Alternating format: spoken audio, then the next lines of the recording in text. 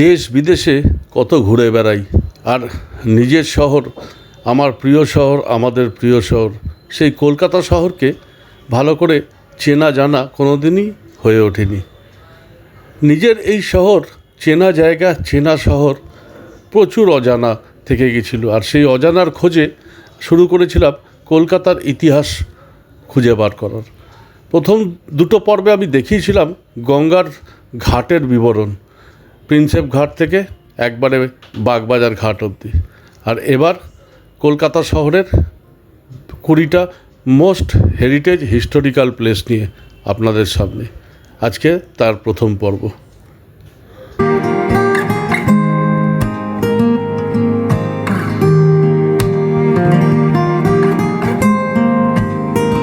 কলকাতা ভ্রমণের আর বেরিয়ে প্রথমেই তাই চলে গেছিলাম আলিপুরের বেলভেডিয়ার রোডের অন্যতম দ্রষ্টব্যস্থান ন্যাশনাল লাইব্রেরিতে। এই মুহূর্তে দাঁড়িয়ে আছি কলকাতার অন্যতম শতাব্দী প্রাচীন ঐতিহ্যময় স্থান ন্যাশনাল লাইব্রেরি। ভারতবর্ষের সবথেকে বৃহৎ গ্রন্থাগার এই ন্যাশনাল লাইব্রেরি, যেটাতে এই মুহূর্তে 2.5 মিলিয়ন বুকস আছে এবং সেন্ট্রাল গভর্নমেন্টের আন্ডারে। 1836 সালে এই লাইব্রেরি প্রথম তৈরি হয় ক্যালকাটা পাবলিক লাইব্রেরি নামে। পরে এটা 1903 সালে তৈরি হয়, নাম হয় ইম্পেরিয়াল লাইব্রেরি। আর 1953 সালে এই লাইব্রেরি পাবলিকের জন্য ওপেন হয় ন্যাশনাল লাইব্রেরি হিসেবে। আমি পুরোটা দেখাবো, চেষ্টা করবো যতটা ছবি তুলতে দেয় এবং তার ইতিহাস নিয়ে। 1836 সালে ক্যালকাটা পাবলিক লাইব্রেরি নামে এই গ্রন্থাগারটির শুরুয়াত। আর সেই সময় এই গ্রন্থাগারটি মালিক ছিলেন প্রিন্স দ্বারকানাথ ঠাকুর। আর সেই সময়ের তদানীন্তন governor general Lord Metcalfe Fort William College library থেকে 4675টি বই দিয়ে এই লাইব্রেরিটি শুরু করেছিল। আর 1903 সালে 30 জানুয়ারি লর্ড কার্জন ইম্পেরিয়াল লাইব্রেরিটার সাথে এর সংযুক্তিকরণ করে এর নামকরণ দেয় ইম্পেরিয়াল লাইব্রেরি। আর স্বাধীনতার পর 1953 সালের 1 ফেব্রুয়ারি তৎকালীন কেন্দ্রীয় শিক্ষামন্ত্রী মৌলানা আবুল কালাম আজাদ জাতীয় গ্রন্থাগারকে সবার জন্য উন্মুক্ত করে দেন। ন্যাশনাল লাইব্রেরি থেকে বেরিয়ে আমি পৌঁছে গেছি আলিপুর জু। এই আলিপুর জু আমাদের পশ্চিমবঙ্গের কলকাতার অন্যতম দ্রষ্টব্যস্থান এবং সারা ভারতবর্ষের মধ্যে সবথেকে বড় চিড়িয়াখানা। আমরা ছোটোর থেকে এর টানে ছুটে আসি, সেই জুয়ের সামনে দাঁড়িয়ে আছি। সামনের টিকিট কাউন্টার, টিকিট কেটে আমি এখান থেকে ঢুকবো। এখানে টিকিটের রেট 50 টাকা, 50 রুপিস, 5 বছরের নিচে 20 টাকা। টিকিটটা কাটবো, কেটে ঢুকবো।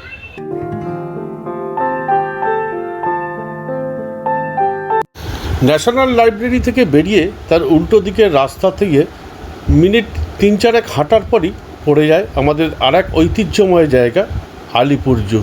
আমাদের সেই সবার প্রিয় ছোটোবেলা থেকে ঘুরে আসা সেই আলিপুর জু ফাঁকা ফাঁকায় কিন্তু দুর্দান্ত। আমি এখন দাঁড়িয়ে আছি আলিপুর জুয়ের সামনে। টিকিট কেটে 50 টাকা টিকিট কেটে আমি ঢুকেছি, ভেতরটা ঘুরবো। তার আগে এখানে সামনেই রেস্টুরেন্ট আছে, স্কুপ কিছু খাবো। আলিপুর জু ওয়েস্ট বেঙ্গল কেন, সারা ভারতবর্ষের সবথেকে বড় জু। সেই জুয়ের সামনে আমি দাঁড়িয়ে পুরো ইতিহাস দেখাবো এবং চেষ্টা করব যতটা সম্ভব আলিপুর জুয়েরও বিভিন্ন সাইটগুলো তুলে ধরার। এখন এই সামনে একটা স্কুপ হেরিটেজ ফুড জায়গা আছে, সেখানে একটু কিছু খাই। তারপরে এই স্কুপ রেস্টুরেন্ট ফেমাস, আগে একটা বিজলি গ্রিল ছিল এবং স্কুপ, সেই স্কুপে একটা কিছু খেয়ে আমি এগোবো।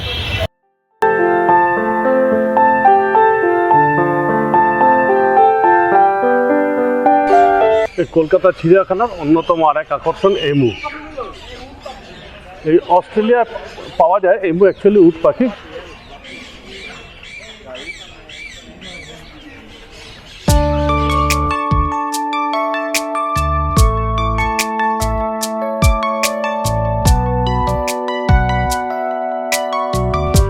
কলকাতা চিড়িয়াখানার অন্যতম আকর্ষণ হচ্ছে এই জিরাফ হাউস।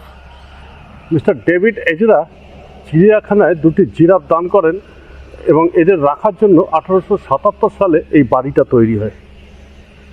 মিস্টার এজরার নাম অনুসারেই এই বাড়িটির নাম রাখা হয় এজরা হাউস। আর এই জিরাফ কলকাতার চিড়িয়াখানার মূল আকর্ষণ।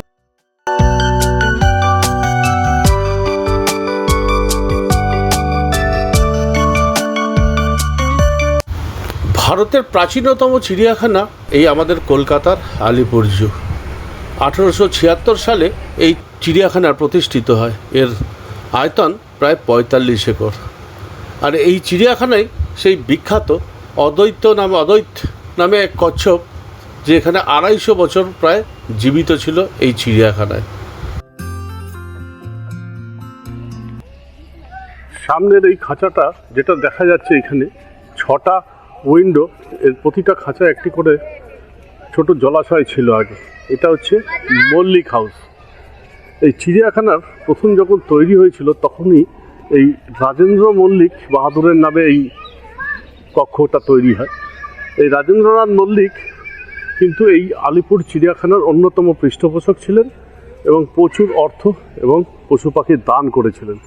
এই রাজেন্দ্র মল্লিক ছিলেন চোর বাগানের রাজা রাজেন্দ্র মল্লিক বাহাদুর। শুরুর সময় থেকেই তার অবদান আছে এই চিড়িয়াখানার পেছনে।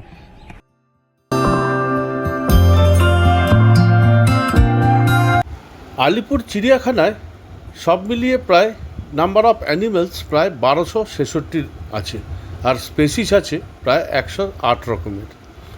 আর এই প্রখ্যাত চিড়িয়াখানা সারা ভারতবর্ষ তথা বিশ্বের কাছে এক দুর্বার আকর্ষণীয়।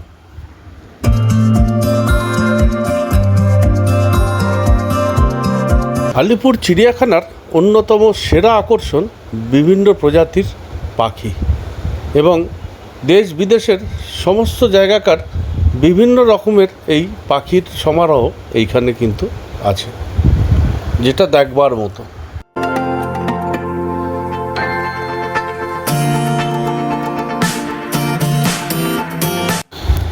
চিড়িয়াখানার মূল আকর্ষণ কিন্তু এই রয়্যাল বেঙ্গল টাইগারের কেভ। আর চিড়িয়াখানায় আসা সমস্ত দর্শকদের সবথেকে ভিড় আর উৎসাহ কিন্তু এই বাঘের খাঁচাকে ঘিরে।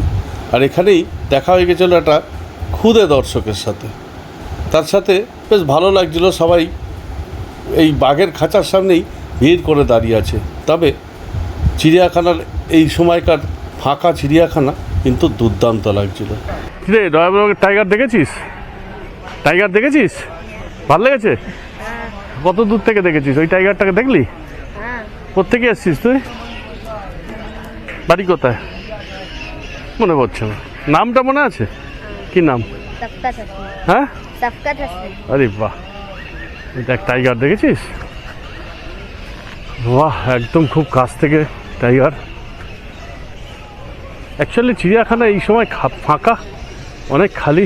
যেটা আমরা 25শে ডিসেম্বর 31শে ডিসেম্বর সচরাচর শীতকালে আসি, তখন অসম্ভব ভিড় থাকে, সেইটা এখন নেই, যার জন্য আরও ভালো লাগছে। বরাবরই চিড়িয়াখানায় এই ভিড়ের মধ্যে শীতকালেই আসা হয়ে থাকে। এই প্রথমবার এই ফাঁকা ফাঁকা চিড়িয়াখানার পরিবেশ কিন্তু দুর্দান্ত লাগছিল।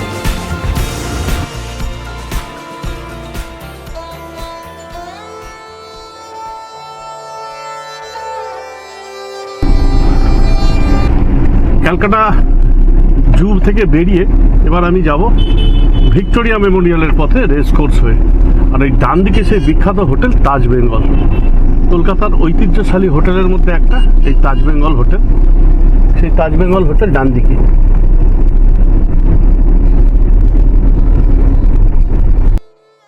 চিড়িয়াখানা থেকে বেরিয়েই আমার গন্তব্য ছিল ভিক্টোরিয়া মেমোরিয়াল। আর চিড়িয়াখানা থেকে বেরিয়েই প্রথমেই ডান দিকে পড়েছিল সেই বিখ্যাত টাটা গ্রুপের তাজ হোটেল। এই তাজ বেঙ্গল হোটেল 1989 সালে কলকাতার বুকে তৈরি হয়েছিল। এই রাস্তাতেই কিছু দূর যাওয়ার পর পড়েছিল ডান দিকে প্রথমে রেস কোর্স। এই রেস কোর্স কলকাতার আরেক ঐতিহ্যপূর্ণ জায়গা। 1812 সালে তৈরি হওয়া এই রেস কোর্স 1847 সাল থেকে কলকাতার টার্ফ ক্লাব দ্বারা পরিচালিত হয়। এখনও শনি রবিবার এখানে রেসের দৌড় হয়। আর এই রেস কোর্স ক্রস করেই কিছুটা এগোনোর পর বাঁদিকে শুরু হয়েছিল ফোর্ট উইলিয়ামের জায়গা। এই আর্মি ক্যান্টনমেন্ট, এই ফোর্ট উইলিয়াম, আর নিচে ময়দান, পুরো ডান দিকে ময়দান, এই পুরো এরিয়াটা কিন্তু রাস্তা ভীষণ সুন্দর।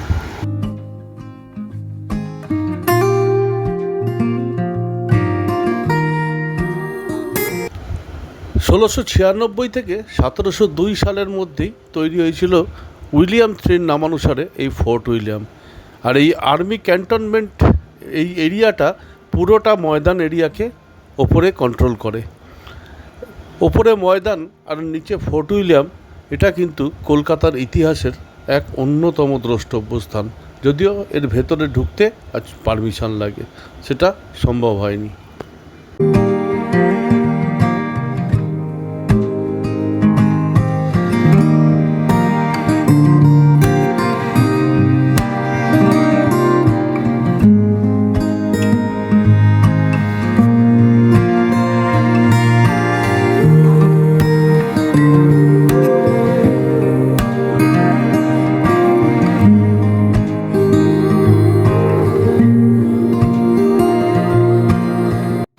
আলিপুর জু থেকে বেরিয়ে এই ভিক্টোরিয়া মেমোরিয়াল অবধি আসার রাস্তা কিন্তু দুর্দান্ত। এটাই কলকাতার অন্যতম সেরা রাস্তা। আর এই রাস্তায় পড়েছিল ফোর্ট উইলিয়াম, আর তার আগে রেস কোর্স। পৌঁছে গেলাম কলকাতার মূল আকর্ষণ, এক টুকরো তাজমহল, সেই ভিক্টোরিয়া মেমোরিয়ালের কাছে। আমি এই মুহূর্তে দাঁড়িয়ে আছি ভিক্টোরিয়া মেমোরিয়াল, কলকাতার অন্যতম সেরা আকর্ষণ কেন্দ্র, দ্রষ্টব্য স্থান। এই ভিক্টোরিয়া মেমোরিয়াল 1906 সালে তৈরি হওয়া শুরু করেছিল। 1912 সালে অবধি, 1906 থেকে 12 সালের মধ্যে প্রতিষ্ঠিত হয়েছিল কলকাতা শহরের বুকে, এবং কলকাতার অন্যতম সেরা দ্রষ্টব্য স্থান।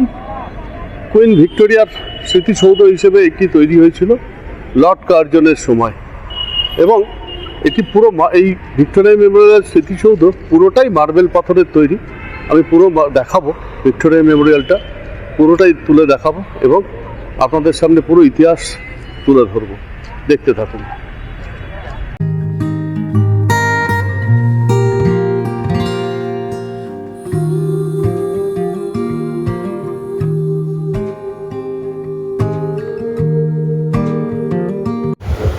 কুইন ভিক্টোরিয়ার মৃত্যুর পর 1901 সালে ওনার মৃত্যুর পর 1906 সাল থেকে 1912 সালের মধ্যে এই মার্বেল মনুমেন্ট তৈরি করেছিলেন লর্ড কার্জন।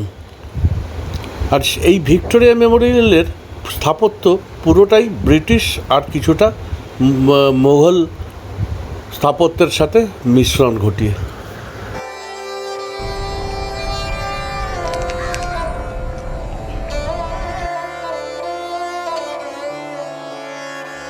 ভিক্টোরিয়া মেমোরিয়াল স্মৃতিসৌধ 338 বাই 228 ফিট দৈর্ঘ্য প্রস্থে, আর 184 ফিট এর হাইট।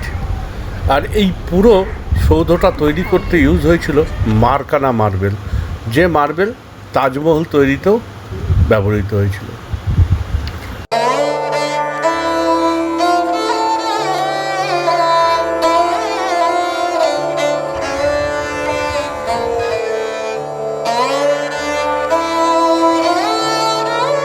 কলকাতা শহরের অন্যতম ঐতিহাসিক এবং অন্যতম সুন্দর স্থান এই ভিক্টোরিয়া মেমোরিয়াল। সন্ধেবেলার এর আলোর আর চাঁদের আলোয় কিন্তু এটা দুর্দান্ত। আর এর বাইরের পরিবেশ ফ্যান্টাস্টিক। এখানে বাইরে টানা ঘোড়ায় টানা গাড়ি করে আপনি ঘুরে নিতে পারেন ময়দান চত্বর। 15 মিনিটের ঘোরার জন্য 500 টাকা করে নেয়। আর আশেপাশের এই ফাস্টফুড সেন্টার, বিশেষ করে ভিক্টোরিয়া মেমোরিয়ালের সামনে ভেলপুরি বিক্রি হওয়া ভেলপুরি কিন্তু অসাধারণ।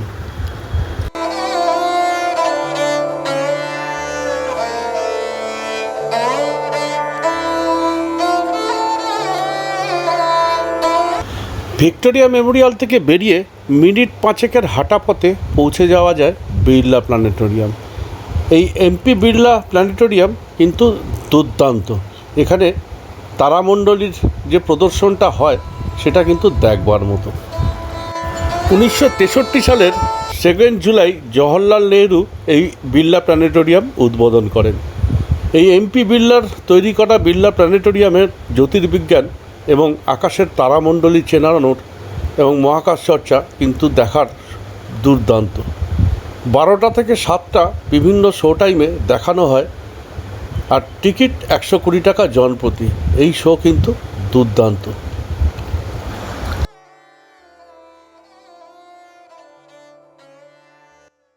বিড়লা প্ল্যানেটোরিয়াম থেকে বেরিয়ে ঠিক তার পাশেই সেন্ট পলস ক্যাথিড্রাল চার্চ। ঐতিহাসিক এই চার্চ তৈরি হয়েছিল 1839 সালে, শুরু হয়েছিল এর কনস্ট্রাকশন, এবং 1847 সালে এটা তৈরি হয় পুরোপুরি। এবং কলকাতার বুকে এটা সব থেকে বড় ক্যাথলিক চার্চ।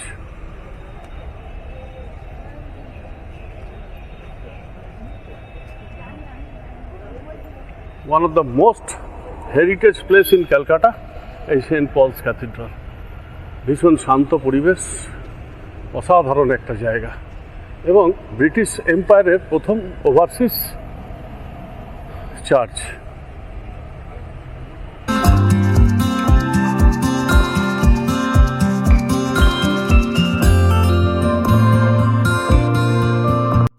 বিড়লা প্ল্যানেটোরিয়াম থেকে বেরিয়েই তার পাশেই শতাব্দী প্রাচীন এই সেন্ট পলস ক্যাথিড্রাল চার্চ। 1839 সালে এই ক্যাথিড্রাল চার্চ তৈরি হওয়া শুরু হয়, আর 1847 সালে এই ক্যাথিড্রাল চার্চ ওপেন হয়।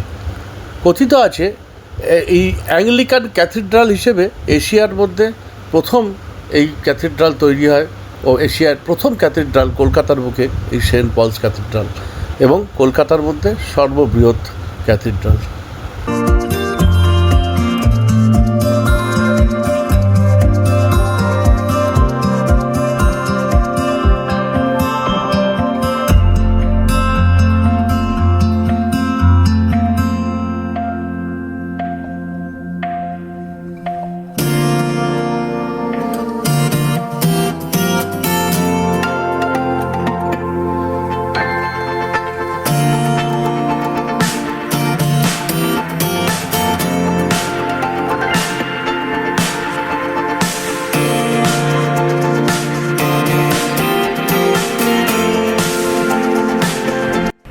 কি সুন্দর এক আঁকা।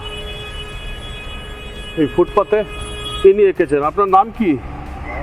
হ্যাঁ, নাম কি? এত সুন্দর আঁকেন আপনি? আপনি নিজে এঁকেছেন সব পুরোটাই? বাহ, দারুণ সুন্দর। Help me god. কত রকম লোকের ট্যালেন্ট আছে সেটা দেখা যায় এই সব দেখলে। ঠিক সেন্ট পলস ক্যাথিড্রাল চার্চের সামনে, ভীষণ সুন্দর। কলকাতার এই রাস্তা দিয়ে হাঁটতে হাঁটতেই পড়বে, বিড়লা প্ল্যানেটোরিয়াম ক্রস করে যখন হাঁটা শুরু করলাম, এরপরে বাঁদিকেই পড়বে কলকাতার সমস্ত সাংস্কৃতিক কালচারাল সাইটের জায়গা। প্রথমেই fine arts, academy of fine arts, এই বাঁদিকে একাডেমি অফ ফাইন আর্টস, তারপরে রবীন্দ্র সদন। আমি ঢুকছি, এখানে প্রচুর ভালো ভালো নাটক হয় আমরা জানি। তার পাশেই আছে নন্দন।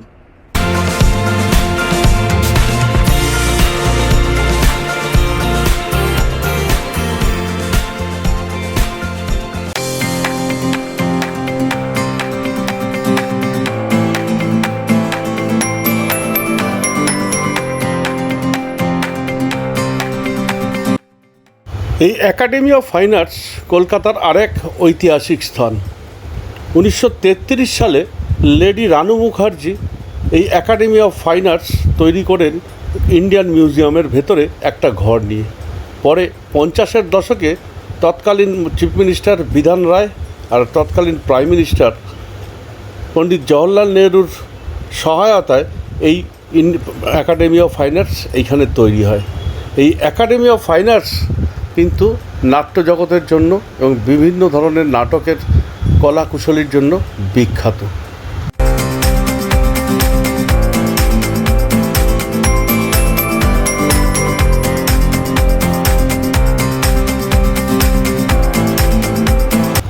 একাডেমি অফ ফাইন আর্টসের পাশেই সেই রবীন্দ্র সদন। এই রবীন্দ্র সদন তৈরি হয়েছিল 1961 সালে, এবং রবীন্দ্রনাথের স্মৃতিতে এই রবীন্দ্র সদনে বিভিন্ন অডিটোরিয়ামে কিন্তু বিভিন্ন সাংস্কৃতিক অনুষ্ঠান হওয়ার জন্য বিখ্যাত। রবীন্দ্র সদনের পাশেই সেই বিখ্যাত নন্দন। 1985 সালের 2 সেপ্টেম্বর তৎকালীন মুখ্যমন্ত্রী জ্যোতি বসুর তত্ত্বাবধানে তৈরি হওয়া এই নন্দন উদ্বোধন করেন সত্যজিৎ রায়। আর এই নন্দন পশ্চিমবঙ্গ সরকারের অন্তর্গত একটি প্রেক্ষাগৃহ এবং এখানে বিভিন্ন দেশের ফিল্ম ফেস্টিভ্যাল অনুষ্ঠান প্রতি বছর অনুষ্ঠিত হয়। নন্দন দেখে এবার আমার ফেরার পালা। এই প্রথম পর্বে আমি চেষ্টা করেছি কলকাতা হেরিটেজের একটা অংশ আপনাদের সামনে তুলে ধরার। আগামী পর্বে আবার বেশ কিছু হেরিটেজ সাইট নিয়ে আমি আসবো আপনাদের সামনে। আজকের মতো এখানেই শেষ। ভালো লাগলে অবশ্যই লাইক, শেয়ার, কমেন্ট দিন এবং চ্যানেলটা সাবস্ক্রাইব করুন। Good night.